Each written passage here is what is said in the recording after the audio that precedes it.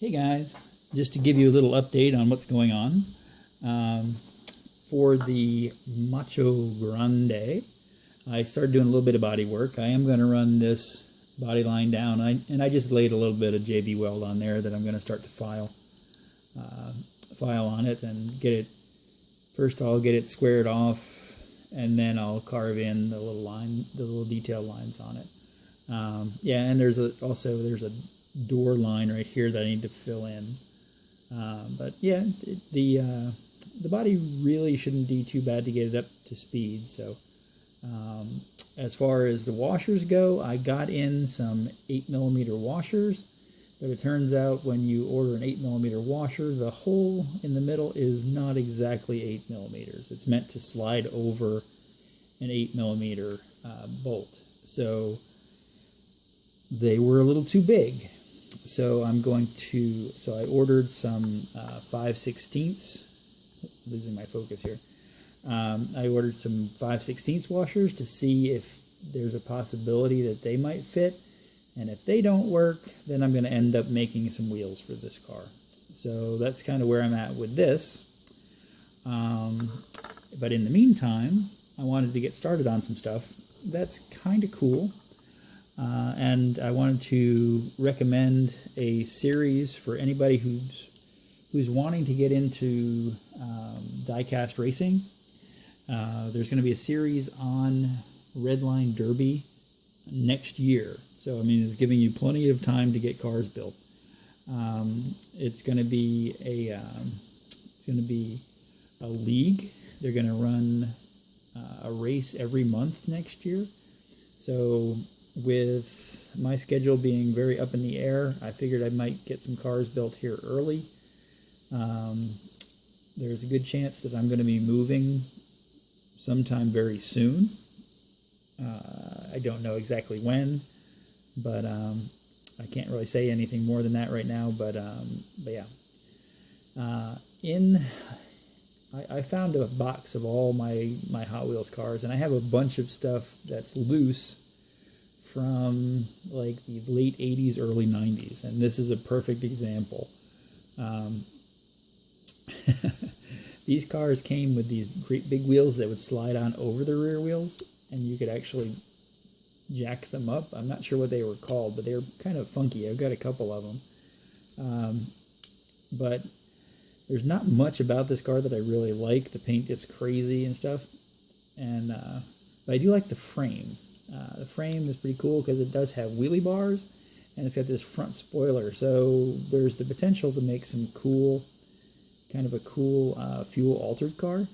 So what I'm going to do is I'm going to take this frame, if you can picture this, and I don't really like this Vicky body that's on this car because it's kind of a cartoon of a Ford Vicky. It really, is just kind of a weird looking version of it. And I'm going to take this Way Too Fast body and set it on here. You can get an idea there. And then I also have, just from a lot of cars that I got, I have this really tired Mongoose funny car. But the old funny cars have pretty cool engines in them. So what I'm going to do is I'm just going to cut this. I'm just going to basically destroy this old car. And I'm going to cut the engine right out of it. And I'm going to set the engine in this frame. As you can kind of get an idea there, like that. Yeah, so that's going to be kind of fun. I mean, of course, I suppose if I wanted to, I could probably fit the Way Too Fast on the funny car frame if I really wanted to. But yeah, that's just kind of something fun that's going to be happening.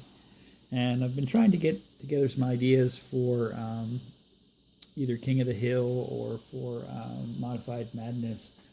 And another vehicle that I had that is just kind of begging to be customized is this old, I'm not sure if this is a, it's just called Snowplow. And I think these are like Oshkoshes. I'm not really sure of the maker of them, but it's all metal chassis with metal fenders and metal hood, with a plastic cab and bed on it, and hopper on it. But it's just kind of begging to have something done to it, just because it's such a weird casting. So I'm going to make it even weirder, I think, because I have. You'll remember the Dumping A that I used the chassis from, and it's just been sitting on my desk, and I've always liked these C cabs. So it's basically a perfect fit.